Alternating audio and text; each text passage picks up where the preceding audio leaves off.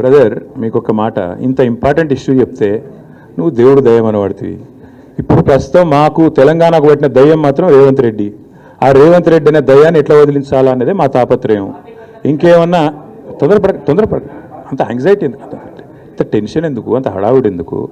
నేను చెప్పేది ఏమంటే, తెలంగాణకు పట్టిన శని కాంగ్రెసు, తెలంగాణకు పట్టిన దయ్యం రేవంత్ రెడ్డి. ఇప్పుడు ఆ దయ్యాన్ని శనిని ఎట్లా వదిలించాలనేది మా టార్గెట్. ఇక మీరు చెప్పే టెన్షన్ ఎందుకే అంతగానో మాట్లాడినారా, ఎందుకు అంత ఎగబడుతున్నావు? నేను అనేది ఏమంటే, మీరు ఒకటి గుర్తుపెట్టుకోండి, లోక్సభ ఎన్నికలకు ముందు మేము పార్లమెంటు నియోజకవర్గాల వారీగా సమావేశాలు పెట్టాం, సమీక్షా సమావేశాలు. ఇక్కడ అసెంబ్లీలో ఓడిపోయాము, ఎట్లా ముందుకు పోవాలని చెప్పి దాదాపు 17 రోజుల పాటు మీరందరూ చూశారు. ఇక్కడే వేల మంది కార్యకర్తలతో కూర్చొని దాదాపు 7, 8, 9, 10 గంటలు వారితో చర్చించాం. ఆ ప్రాసెస్లో చాలామంది డైరెక్ట్గా మైకులో మాట్లాడిన వాళ్ళు ఉన్నారు, కొంతమంది చిట్టీల మీద రాసిచ్చిన వాళ్ళు ఉన్నారు, కొంతమంది కేసీఆర్ గారికి ఉత్తరం అందించండి అని చెప్పి ఉత్తరాలు ఇచ్చిన వాళ్ళు ఉన్నారు.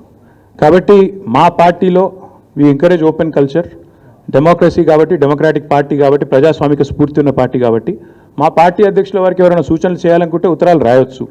అదేదో చాలా గొప్ప విషయం అన్నట్టు మీరందరూ అంత బాధపడిపోవాల్సిన అవసరం ఏం లేదు. నేను అనేది ఏమంటే, మా పార్టీలో డెమోక్రసీ ఉంది కాబట్టి మా పార్టీ అధ్యక్షుల వారికి, మా పార్టీ నాయకులు ఎవరైనా సరే అప్పుడప్పుడు సూచనలు, సలహాల రూపంలో లిఖితపూర్వకంగా ఇవ్వచ్చు, ఓరల్గా ఇవ్వచ్చు, రకరకాలుగా ఇవ్వచ్చు.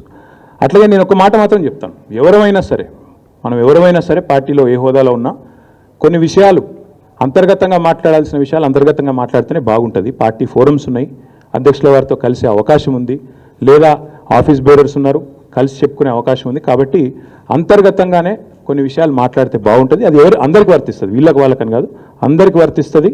తప్పకుండా ఎవరమైనా ఒకటే, ఈ పార్టీలో అందరం కార్యకర్తలమే, అందరికీ కూడా ఇదే సూత్రం వర్తిస్తుంది. కాబట్టి మీరు కూడా దయచేసి ఇంత ఇంపార్టెంట్ ఇష్యూ మాట్లాడితే దీని మళ్ళీ మీరు, నాకు తెలుసు మీ సంగతి, you are intelligent, unfortunately I'm also intelligent.